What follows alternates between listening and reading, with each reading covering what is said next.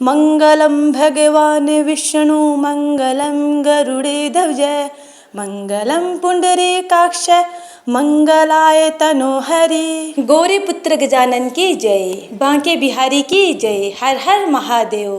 प्यारे भक्तों, आपको मेरा प्यार भरा राधे। एक बार भगवान भोलेनाथ और माता पार्वती जी मृत्यु लोक घूमने की इच्छा से मृत्यु लोक में आए। यहाँ माता पार्वती व भगवान शंकर जी मृत्यु लोक में घूमते घूमते विदर्भ देशांतर्गत अमरावती नामक नगरी पहुँचे, जो कि बहुत ही सुंदर थी। यहाँ उन्होंने देखा कि अमरावती नगरी अमरपुरी के दृश्य सभी प्रकार के सुखों से परिपूर्ण थी। उस नगरी में राजा द्वारा बनवाया हुआ बहुत सुंदर भगवान भोलेनाथ जी का मंदिर भी था। उस मंदिर में भगवान भोलेनाथ जी और माता पार्वती निवास करने लगे। एक दिन माता पार्वती जी ने भगवान से कहा, हे प्रभु, आज तो हम दोनों चौसर पासा खेलेंगे। शंकर जी ने माता पार्वती जी की बात मान ली और चौसर खेलने लगे। उसी समय मंदिर का पुजारी ब्राह्मण मंदिर में पूजा करने के लिए आया हुआ था।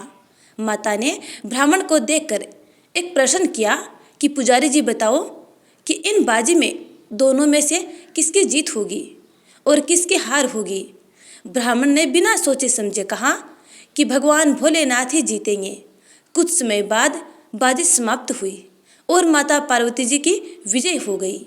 माता पार्वती को ब्राह्मण के झूठ बोलने पर क्रोध आया और कोढ़ी होने का श्राप दे दिया। भगवान शंकर जी के बहुत समझाने के बाद भी माता नहीं मानी और वो दोनों वहाँ से चले गए। कुछ समय बाद उस ब्राह्मण पुजारी को कोढ़ होने लगा और धीरे धीरे उसके सारे शरीर में कोढ़ हो गई। ऐसे में वह बहुत ही परेशान व दुखी रहने लगा। इस तरह कई दिन बीत गए। फिर एक दिन देवलोक की अप्सराएं शिव जी की पूजा करने उसी मंदिर में आई। अप्सराओं ने उस पुजारी के कष्ट को देखकर बड़े दया भाव से उसके रोगी होने का कारण पूछा। तब पुजारी जी ने आप बीती सभी बातें निसंकोच होकर उन अप्सराओं को बता दी। यह सुनकर वो अप्सराएं बोली, हे ब्राह्मण, तुम दुखी मत हो। भगवान भोलेनाथ जी आपके सभी कष्टों को दूर कर देंगे, परंतु तुम्हें श्रेष्ठ 16 सोमवार के व्रत पूरे विधि विधान और भक्ति भाव से पूरे 16 व्रत करने होंगे और 17वें सोमवार के दिन पाव सेर पवित्र गेहूं के आटे की बाटी बनाएं। उसके बाद घी और गुड़ मिलाकर चूरमा बनाकर भगवान भोलेनाथ जी को प्रसाद चढ़ाना और बाकी के प्रसाद को मंदिर में उपस्थित भक्तों को बांट देना। ऐसे करने से आपकी सभी मनोकामनाएं पूरी होंगी। ऐसा कहकर अप्सराएं देवलोक चली गई। ब्राह्मण भी यथाविधि 16 व्रत सोमवार के करने लगा। ऐसे में भगवान भोलेनाथ की कृपा से धीरे धीरे ब्राह्मण पुजारी कोढ़ से मुक्त होने लगा। कुछ समय बाद भगवान शंकर जी और माता पार्वती जी फिर से उसी मंदिर में पधारे। तब माता ने उस ब्राह्मण को रोग मुक्त होने का कारण पूछा, तो ब्राह्मण ने माता को 16 सोमवार के व्रत के बारे में विस्तार से बताया। ब्राह्मण की बात सुनकर माता पार्वती जी बेहद प्रसन्न हुई और पुजारी से 16 सोमवार के व्रत की विधि भी पूछी। उसी दिन से माता पार्वती जी भी 16 सोमवार व्रत करने लगी और लगातार 16 व्रत किए। ऐसे में उनकी मनोकामनाएं पूरी हुई। उनके रूठे पुत्र स्वामी कार्तिकेय जी स्वयं ही माता के आज्ञाकारी हो गए।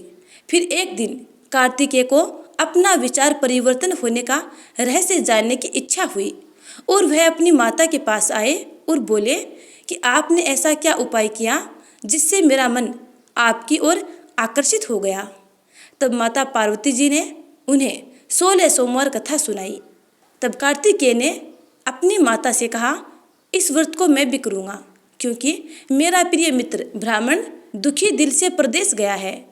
हमें उससे मिलने की बहुत इच्छा होती है। फिर कार्तिकेय जी ने 16 सोमवार के व्रत पूरे विधि विधान से किए और उनकी भी इच्छा पूरी हो गई। उन्हें अपना प्रिय मित्र मिल गया।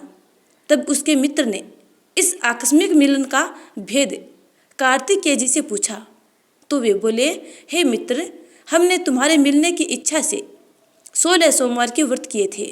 अब तो उस ब्राह्मण मित्र को अपने विवाह की बड़ी इच्छा हुई और वह भी 16 सोमवार व्रत पूरे विधि विधान से करने लगा। एक दिन वह किसी काम से विदेश गया और वहाँ के राजा ने अपनी पुत्री का स्वयंवर रखा था। उस राजा ने राजकुमारी के विवाह के लिए यह शर्त रखी थी कि जिस राजकुमार के गले में सब प्रकार से श्रृंगारित यह हथीनी माला डालेगी, मैं उसी के साथ अपनी बेटी का विवाह करूँगा। भगवान शिव जी की कृपा से ब्राह्मण भी उस स्वयंवर को देखने के लिए एक ओर बैठा हुआ था। उसी समय हथिनी वहाँ पर आई और उस ब्राह्मण के गले में जयमाला डाल दी।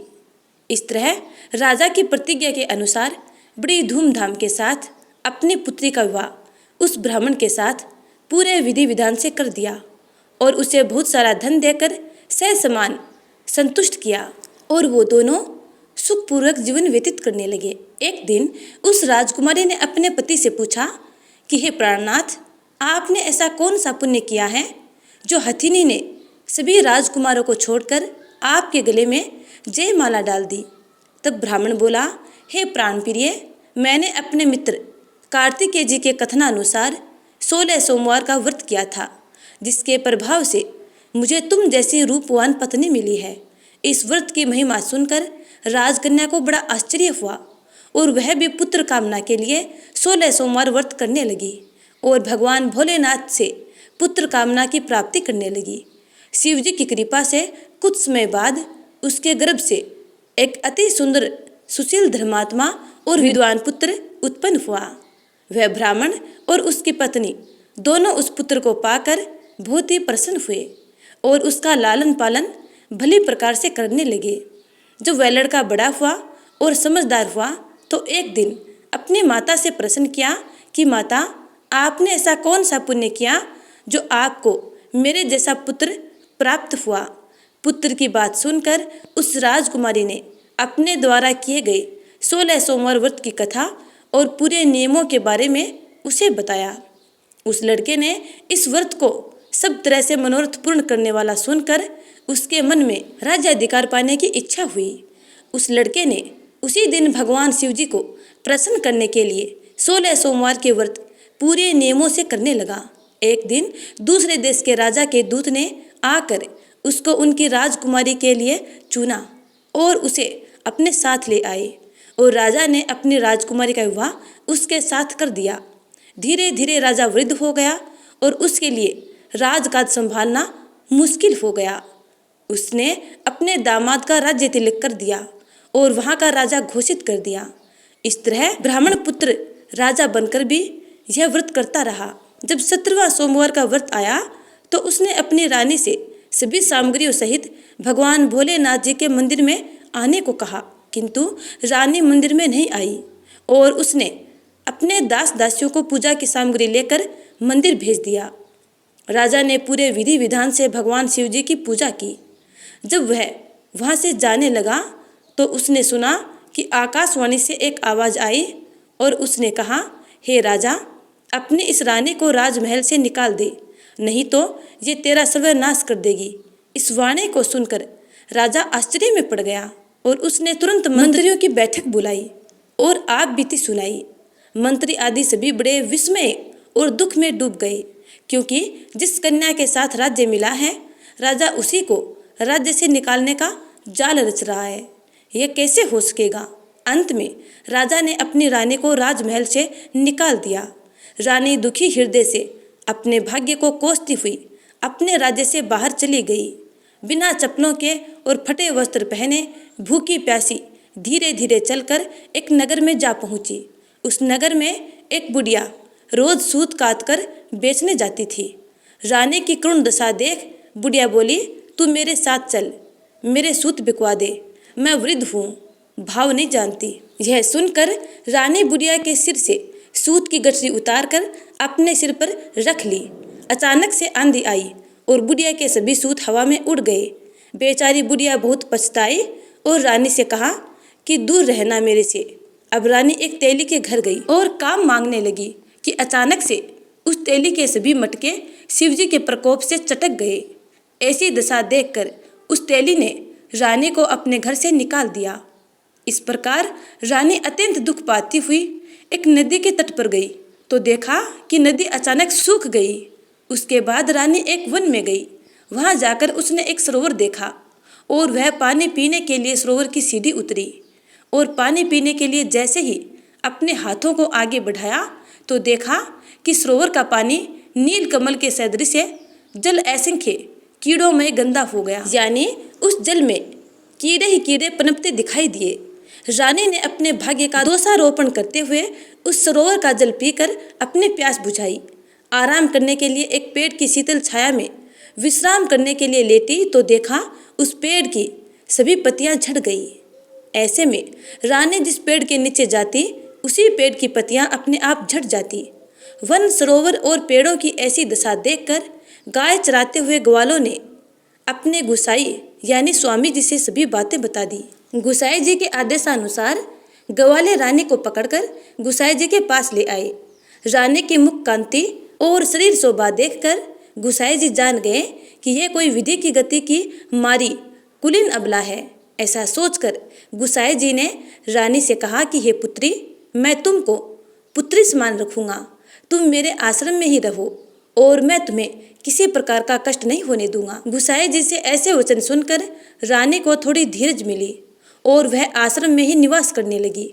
आश्रम में रानी खाना बनाती तो उसके खाने में कीड़े पड़ जाते और जब वह पानी भरने जाती तो उसमें भी कीड़े कीड़े हो जाते। अब तो गुसाई जी भी बड़े दुखी हो गए और रानी से बोले कि बेटी, तेरे पर कौन से देवता का कोप है जिससे तेरी ऐसी दशा है। गुसाई जी की बात सुनकर रानी ने अपने पति के साथ भगवान शिव जी की पूजा नहीं करने की पूरी कथा सुनाई। रानी की बात सुनकर गुसाई जी ने उसे इस कोप से मुक्त होने के लिए 16 सोमवार व्रत की कथा पूरे विधि विधान से करने को कहा। गुसाई जी की बात सुनकर वह प्रत्येक सोमवार का व्रत पूरे नियमों से करने लगी। जब रानी के पूरे 16 सोमवार के व्रत हो गए और जब उसने 17वें सोमवार का व्रत किया और रोज की तरह भगवान भोलेनाथ जी की पूजा कर रही थी तो भगवान शिव जी के प्रभाव से राजा के मन में अपनी रानी का विचार उत्पन्न हुआ और सोचा कि मेरी रानी को गए हुए बहुत समय बीत गया है, न जाने कहाँ कहाँ भटकती होगी, मुझे उसे ढूंढना चाहिए। राजा ने यह सोचकर अपनी रानी की तलाश में चारों दिशाओं में अपने सैनिकों को भेजा। सैनिक अपनी रानी को ढूंढते हुए गुसाई जी के आश्रम में आ पहुंचे। सैनिक अपनी रानी को वहां पाकर पुजारी जी से अपनी रानी को साथ भेजने के लिए कहा, किंतु गुसाई जी ने मना कर दिया और सैनिक चुपचाप लौट गए। राजा को सभी बातें बताई। तब राजा स्वयं रानी को लेने गुसाई जी के आश्रम पर आए और पुजारी जी से प्रार्थना करते हुए बोले, महाराज, जो देवी आपके आश्रम में रहती हैं वो मेरी पत्नी है। शिव जी के कोप से मैंने इसका त्याग कर दिया था। अब इस पर से भगवान शिव जी का कोप शांत हो गया है, इसलिए मैं इसे लेने के लिए आया हूँ। आपकी आज्ञा हो तो मैं इसे ले जा सकता हूँ। गुसाई जी ने राजा के वचनों को सत्य समझकर रानी को राजा के साथ जाने की आज्ञा दे दी। गुसाई जी की आज्ञा पाकर रानी अपने पति के साथ अपने राज्य के लिए चल दी। रानी के आने की खबर पाकर राज्य के निवासी अनेक प्रकार के बाजे बजाने लगे। नगर के दरवाजे पर तोरण बंधन वारों से विविध विधि से नगर को सजाया। नगर में घर घर में मंगल गान होने लगे। पंडितों ने विविध वेद मंत्रों का उच्चारण करके अपनी रानी का स्वागत किया। इस प्रकार रानी ने अपनी राजधानी में पुनः प्रवेश किया। राजा ने अपनी रानी के आने की खुशी में ब्राह्मणों को अनेक प्रकार के दान आदि देकर संतुष्ट किया। याचकों को धन धान्य दिया और पूरी नगरी में जगह जगह सदा व्रत खुलवाए, जहाँ भूखों और गरीबों को खाने को मिला। इस प्रकार राजा रानी भगवान भोलेनाथ जी की कृपा से सभी प्रकार के सुख भोगते हुए और 16 सोमवार व्रत की कथा करते रहे। अंत में अनेक प्रकार के सुख भोगते हुए शिवपुरी को प्राप्त हुए। इसी कारण कहते हैं कि जो भी मनुष्य भगवान भोलेनाथ जी की भक्ति मन वचन कर्म द्वारा 16 सोमवार के व्रत पूरे विधि विधान से करेगा, वह इस मृत्यु लोक से समस्त सुख को भोग कर अंत में भगवान के चरणों में शिवपुरी को प्राप्त होगा और इस व्रत के करने से सभी मंगल कामनाएं पूरी होती हैं। अब सुनते हैं दूसरी कथा। किसी नगर में एक धनी व्यापारी रहता था। दूर दूर तक उसका व्यापार फैला हुआ था। नगर के सभी लोग उस व्यापारी का सम्मान किया करते थे। इतना सब कुछ संपन्न होने के बाद भी वह व्यापारी बहुत दुखी था, क्योंकि उसका कोई पुत्र नहीं था। जिस कारण अपने मृत्यु के पश्चात व्यापार के उत्तराधिकारी की चिंता उसे हमेशा सताती रहती थी। पुत्र प्राप्ति की इच्छा से व्यापारी प्रत्येक सोमवार भगवान शिव की व्रत पूजा किया करता था और शाम के समय शिव मंदिर में जाकर शिव जी के सामने घी का दीपक जलाया करता था। उसकी भक्ति देखकर माँ पार्वती प्रसन्न हो गई और भगवान शिव से उस व्यापारी की मनोकामना पूर्ण करने का निवेदन किया। भगवान शिव बोले, इस संसार में सबको उसके कर्म के अनुसार फल की प्राप्ति होती है। जो व्यक्ति जैसा कर्म करता है उन्हें वैसा ही फल प्राप्त होता है। शिवजी द्वारा समझाने के बावजूद माँ पार्वती नहीं मानी और उस व्यापारी की मनोकामना पूर्ण करने हेतु वे शिवजी से बार बार अनुरोध करती रही। अंततः माता के आग्रह को देखकर भगवान भोलेनाथ को उस व्यापारी को पुत्र प्राप्ति का वरदान देना ही पड़ा। वरदान देने के पश्चात भोलेनाथ माँ पार्वती से बोले, आपके आग्रह पर मैंने पुत्र प्राप्ति का वरदान तो दे दिया, परंतु उसका यह पुत्र 16 वर्ष से अधिक समय तक जीवित नहीं रहेगा। उसी रात भगवान शिव उस व्यापारी के सौपन में आए और उसे पुत्र प्राप्ति का वरदान दिया और उसके पुत्र के 16 वर्ष तक जीवित रहने की बात भी बताई। भगवान के वरदान से व्यापारी को खुशी तो हुई, लेकिन पुत्र की अल्पायु की चिंता ने उस खुशी को नष्ट कर दिया। व्यापारी पहले की तरह सोमवार के दिन भगवान शिव का विधिवत व्रत करता रहा। कुछ महीनों के बाद उसके घर एक अति सुंदर बालक ने जन्म लिया और घर में खुशियां खुशियां भर गई। बहुत धूमधाम से पुत्र जन्म का समारोह मनाया गया, परंतु व्यापारी को पुत्र जन्म की अधिक खुशी नहीं हुई, क्योंकि उसे पुत्र की अल्पायु के रहस्य का पता था। जब पुत्र 12 वर्ष का हुआ तो व्यापारी ने उसे मामा के साथ पढ़ने के लिए वाराणसी भेज दिया। लड़का अपने मामा के साथ शिक्षा प्राप्ति हेतु चल दिया। रास्ते में जहाँ भी मामा भांजे विश्राम हेतु रुकते वहीं यज्ञ करते और ब्राह्मणों को भोजन करवाते। लंबी यात्रा के बाद मामा भांजे एक नगर में पहुँचे। उस दिन नगर के राजा की कन्या का विवाह था, जिस कारण पूरे नगर को सजाया गया था। निश्चित समय पर बारात आ गई, लेकिन वर का पिता अपने बेटे के एक आंख से काने होने के कारण बहुत चिंतित था। उसे भय था कि इस बात का पता चलने पर कहीं राजा विवाह से इनकार न कर दे, इससे उसकी बदनामी भी होगी। जब वर के पिता ने व्यापारी के पुत्र को देखा तो उसके मस्तिष्क में एक विचार आया। उसने सोचा, क्यों न इस लड़के को दूल्हा बनाकर राजकुमारी से विवाह करा दूं। विवाह के बाद इसको धन देकर विदा कर दूंगा और राजकुमारी को अपने नगर ले जाऊंगा। वर के पिता ने लड़के के मामा से इस संबंध में बात की। मामा ने धन मिलने के लालच में वर के पिता की बात स्वीकार कर ली। लड़के को दूल्हे के वस्त्र पहनाकर राजकुमारी के साथ विवाह कर दिया गया। शादी के बाद जब लड़का राजकुमारी के साथ लौट रहा था तो वह सच छिपा न सका और उसने राजकुमारी की ओढ़नी पर लिख दिया, राजकुमारी, तुम्हारा विवाह मेरे साथ हुआ था।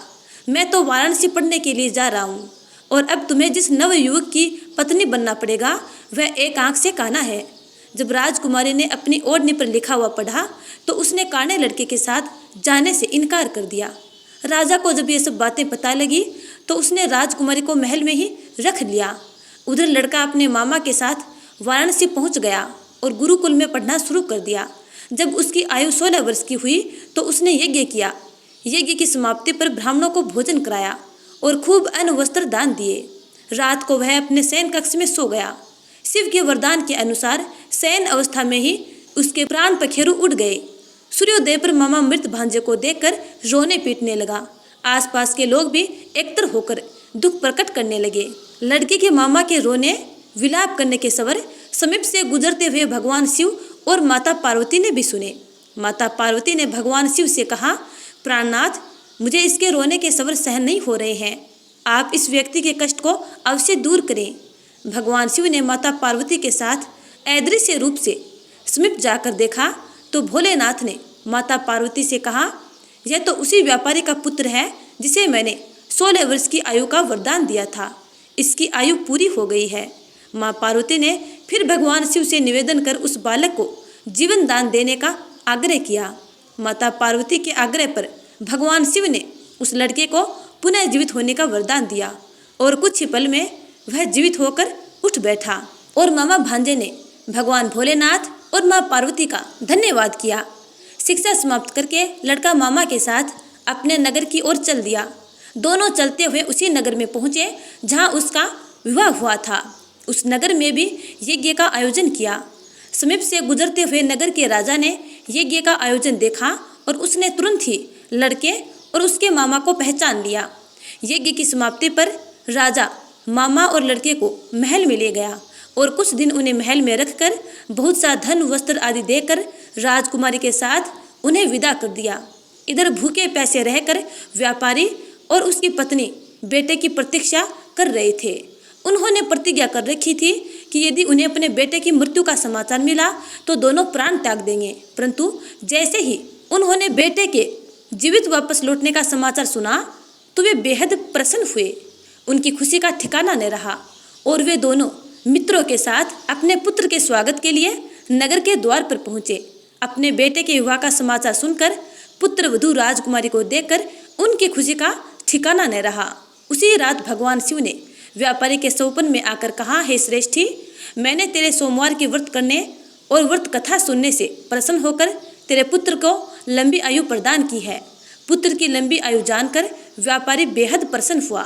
शिव भक्त होने तथा सोमवार का व्रत करने से व्यापारी की सभी मनोकामनाएं पूर्ण हुई। इसी प्रकार जो भक्त सोमवार का विधिवत व्रत करते हैं और व्रत कथा श्रवण पान करते हैं उनकी मंगल कामनाएं पूर्ण होती है। अब सुनते हैं अगली कथा। एक बुढ़िया माई थी। वह व्रत नियम बहुत रखती थी। एक दिन भगवान के घर से यमदूत लेने आए। बुढ़िया माई यमदूत के साथ चली गई। आगे गहरी नदी बह रही थी। बुढ़िया माई डूबने लगी। तब यमदूत ने पूछा, माई, गाय दान की हुई है क्या? बुढ़िया माई ने मन में गाय माता का ध्यान किया तो गाय माता उपस्थित हो गई। गाय की पूंछ पकड़कर बुढ़िया माई ने नदी पार कर लिया। आगे गई तो काले कुत्ते खाने दौड़े। तब यमदूत ने पूछा, कुत्ते को रोटी दी है क्या? बुढ़िया माई ने मन में कुत्ते का ध्यान किया तो कुत्ते चले गए। आगे चली तो काले कोए बुढ़िया माई को चोंच मारने लगे। तब यमदूत ने कहा, ब्राह्मण की बेटी को सिर में तेल लगाने को दिया है या नहीं? बुढ़िया माई ने ब्राह्मण की बेटी को याद किया तो कोए ने चोंच मारना छोड़ दिया। आगे गई तो पैर में कांटे चुभने लगे। यमदूत ने कहा, चप्पल दान किया है या नहीं? बुढ़िया माई ने याद किया तो चप्पल पैरों में आ गई। आगे चली तो चित्रगुप्त जी ने यमदूतों से पूछा, आप किसको ले आए हो? यमदूतों ने कहा, बुढ़िया माई ने बहुत दान पुण्य किए हैं लेकिन धर्मराज जी का कुछ नहीं किया, इसलिए आगे के द्वार बंद हैं। तब बुढ़िया माई ने विनती की कि मुझे 7 दिनों के लिए धरती पर जाने दो। मैं इन 7 दिनों में धर्मराज जी की कहानी सुनकर उद्यापन कर वापस आ जाऊंगी। धर्मराज जी ने उसके प्राण लौटा दिए। धरती पर बुढ़िया माई के शरीर में जान वापस आ गई। सभी लोग बुढ़िया माई को जीवित देखकर भूतनी भूतनी चिल्लाकर भाग खड़े हुए। बुढ़िया माई अपने घर आई। बेटे बहू से कहा, मैं भूतनी नहीं हूँ, मैं तो धर्मराज जी के कहे अनुसार धरती पर वापस आई हूँ। मैं प्रत्येक दिन धर्मराज जी की कहानी सुनकर उसका उद्यापन करके वापस परलोक चली जाऊंगी। यह सुनकर बेटे बहू ने पूजा की सभी सामग्री ला दी, लेकिन कहानी के समय हुंकारा नहीं भरा। तब बुढ़िया माई पड़ोसन के पास गई। पड़ोसन ने कहानी सुनी और हुंकारा भी भरा। बुढ़िया माई ने 7 दिनों के पश्चात उद्यापन कर दान किया। 7वें दिन धर्मराज जी ने बुढ़िया माई के लिए स्वर्ग से विमान भेजा। विमान देखकर सभी गांव वालों ने स्वर्ग जाने के लिए कहा। तब बुढ़िया माई ने कहा, मेरी कहानी तो केवल पड़ोसन ने सुनी है। यह सुनकर सभी गांव वालों ने बुढ़िया माई के पांव पकड़ लिए और धर्मराज की कहानी सुनाने को कहा। बुढ़िया माई से कहानी सुनने के बाद सभी गांववासी विमान में बैठकर स्वर्ग पहुंच गए। सभी गांववासी को देखकर धर्मराज जी ने कहा, मैंने तो केवल बुढ़िया माई के लिए विमान भेजा था। बुढ़िया माई ने कहा, मेरी कहानी इन सब ने सुनी है, इसलिए मेरा आधा पुण्य इनको दे दो और स्वर्ग में वास भी दो। तब धर्मराज जी ने सभी ग्रामवासियों को स्वर्ग में वास दे दिया। सो हे धर्मराज जी महाराज, जिस प्रकार आपने बुढ़िया माई को स्वर्ग दिया वैसे सबको देना। कहानी सुनने वालों को कहने वालों को, कहते सुनते हुकारा भरने वालों को सभी को देना। तो प्रेम से बोलिए धर्मराज जी महाराज की जय, यमराज महाराज की जय। अब सुनते हैं अगली कथा, यमराज जी की कथा। एक नगर में एक साहूकार अपनी पत्नी के साथ रहा करता था, लेकिन वह निसंतान थे। वह दोनों भगवान शंकर की पूजा किया करते थे। एक दिन पार्वती जी भगवान शंकर से कहने लगी, यह आप कितनी पूजा करते हैं, फिर आप इनकी इच्छा पूरी क्यों नहीं करते? शंकर जी कहते हैं कि इन्हें संतान सुख नहीं है, इसलिए ये इतनी पूजा करते हैं। इसके बाद माँ पार्वती बोली कि आप इन्हें पुत्र क्यों नहीं दे रहे हैं? शंकर भगवान जी ने कहा कि इनके भाग्य में पुत्र का सुख नहीं है, लेकिन माँ पार्वती नहीं मानी और हट कर बैठी। शंकर भगवान बोले कि ठीक है, इन्हें पुत्र की प्राप्ति हो जाएगी, लेकिन वह केवल 12 वर्ष तक ही जीवित रहेगा। साहूकार शंकर और माता पार्वती की बात सुन रहा था। कुछ समय बाद साहूकार ने पुत्र को जन्म दिया, लेकिन साहूकार को कोई खुशी नहीं हुई। पूरे परिवार में इसका जश्न मनाया गया। उनका बेटा बड़ा हुआ तो साहूकारनी कहने लगी कि मैं अपने बेटे का ब्याह रचाऊंगी। साहूकार ने उसे बहुत मना किया, लेकिन वह नहीं मानी। तो साहूकार ने उसे कहा कि हमारे बेटे की आयु केवल 12 वर्ष तक की है। साहूकारनी कहने लगी कि कोई बात नहीं, मैं इसका ब्याह करके अपने मन की तो कर लूँ। साहूकार ने बेटे का विवाह कर दिया। घर में बहू आ गई और उन्होंने बहू को सारी बात बता दी कि उनके बेटे की आयु केवल 12 वर्ष की है। बहू ने कहा कि कोई बात नहीं, मेरे भाग्य में जो लिखा था वह हुआ। अब हम तीनों मिलकर पूजा किया करेंगे। और उन्होंने हर रोज पूजा आरंभ कर दी। एक दिन ऐसा भी आ गया जब लड़की की आयु पूरी हो गई। यमराज साहूकार के बेटे को लेने आ गए तो साहूकार कहने लगा कि मेरा पुत्र अपनी पत्नी के साथ है। यमराज उसकी पत्नी के पास गए तो वह बोली, अभी तो मेरे पति ने जीवन का कोई सुख नहीं देखा और आप उसे लेने आ गए। यमराज बोले कि इसकी इतनी आयु थी जो यह भोग चुका है।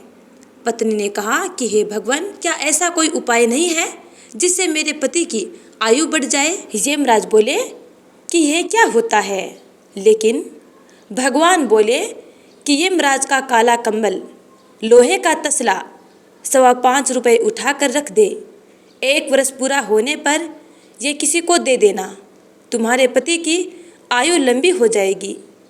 जैसा भगवान ने बताया, बहू ने बिल्कुल वैसा ही किया और उसके पति की आयु लंबी हो गई। तो प्रेम से बोलिए भगवान श्री हरि विष्णु की जय, यमराज जी की जय। हे भगवान, जिस प्रकार आपने उस बहू के पति की लंबी आयु की, उसी प्रकार अपने सब प्यारे भक्तों की मंगल कामनाएं पूर्ण करना, उनके जीवन साथी की रक्षा करना। तो सब भक्त प्रेम से बोलिए हर हर महादेव।